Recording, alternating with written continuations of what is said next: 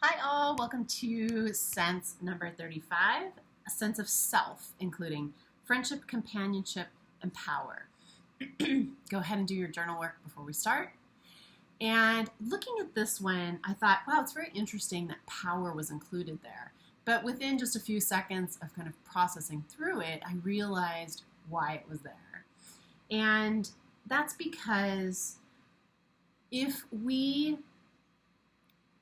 don't feel a sense of our personal power, not over other people, but just in terms of our sense of centeredness in our own self and our sovereignty in that, then we really have a hard time having authentic relationships.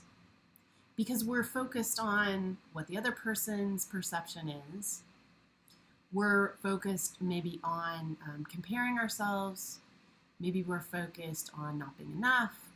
All of that stuff comes up if we are not really centered and home in our bodies. For me, this is one that comes up quite often because sort of my conditioning is about self-sacrifice and being very aware of what everyone else needs. And that is something that has not served me well. It's great to have an awareness. You definitely want to have an awareness of other people and their needs. Of course, I'm not saying that. But basically it goes to a people-pleasing situation where I disappear to myself. I become really disconnected from myself and unaware of myself and can just be focused on someone else.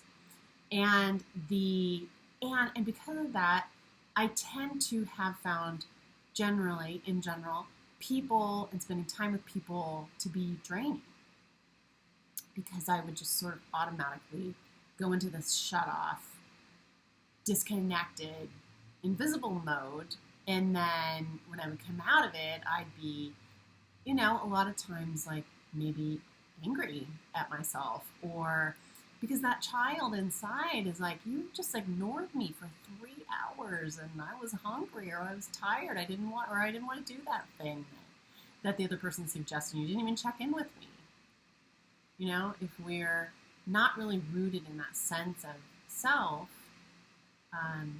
then we tend to be disconnected from ourselves and abandon ourselves, which brings up a lot of discomfort and anger if we do that enough times and long enough. So I love being able to talk about this one in terms of having friendships and companionships. I like that. No, that's a thing. Companionship, not companionships. Okay. Having companionship and friendships from a place of grounded knowing of who we are.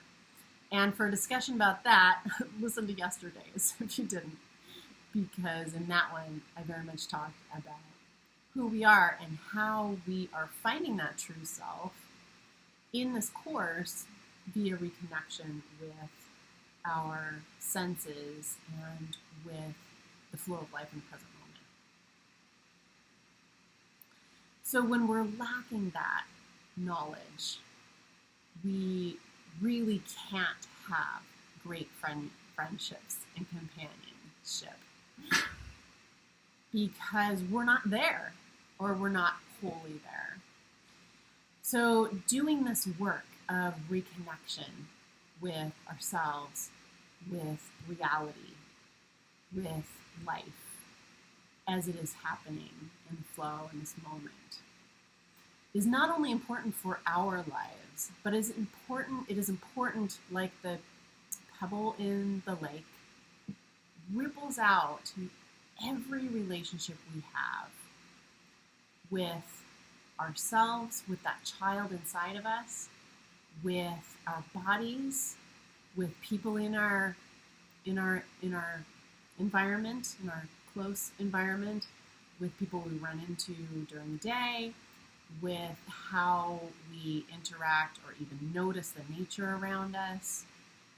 all of it ripples out and results in enough people are disconnected, results in a disconnection in all of those relationships.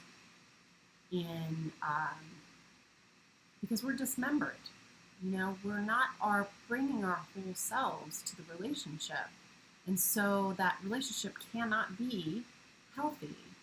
So healing all of that requires our healing of ourselves. And that is the work that we're doing in this course.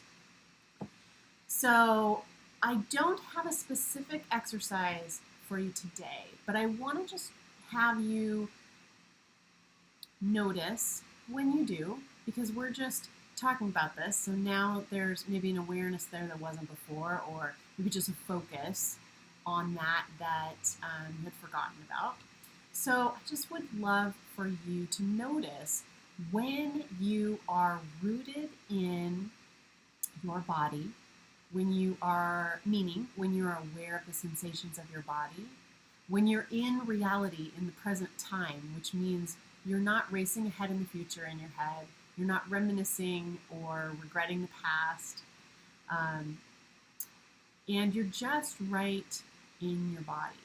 And when you can communicate with people from that space, when you can experience your world from that space, what a difference.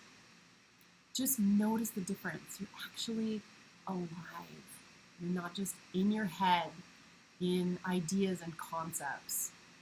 You are actually in the flow of the moment and participating in the life that's happening.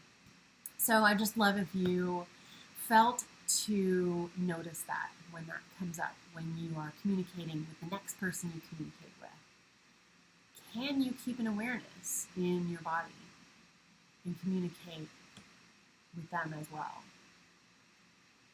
Don't forget to do your journal work, and we will see you tomorrow.